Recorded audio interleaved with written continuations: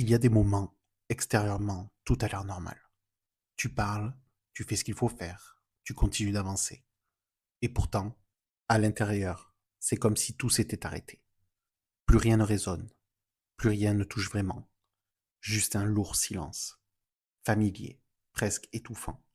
Ce vide intérieur, beaucoup de personnes borderline le connaissent très bien. Ce n'est pas forcément de la tristesse. Ce n'est pas toujours de la douleur non plus. C'est plutôt une absence, comme si quelque chose en toi s'était déconnecté. Tu es là, mais sans vraiment te sentir présent.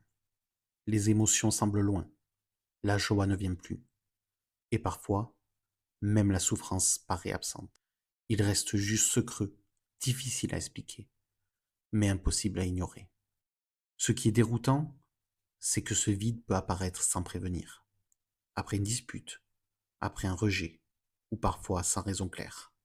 Tout allait à peu près, et d'un coup, plus rien. On se demande, qu'est-ce qui ne va pas chez moi? Pourquoi je me sens vide alors que tout continue autour? Si tu ressens ça, j'aimerais te dire quelque chose d'important. Ce vide n'est pas une preuve que tu es cassé. Ce n'est pas un manque de profondeur. Ce n'est pas un échec. Souvent, ce vide est une forme de protection. Un arrêt, quand tout a été trop intense, trop confus, trop douloureux. Comme si ton système émotionnel avait tiré le frein pour survivre.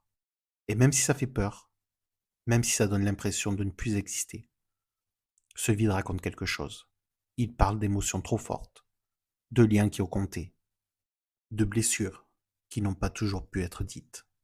Tu n'es pas seul à ressentir ça. Et surtout, ce vide n'est pas une fin.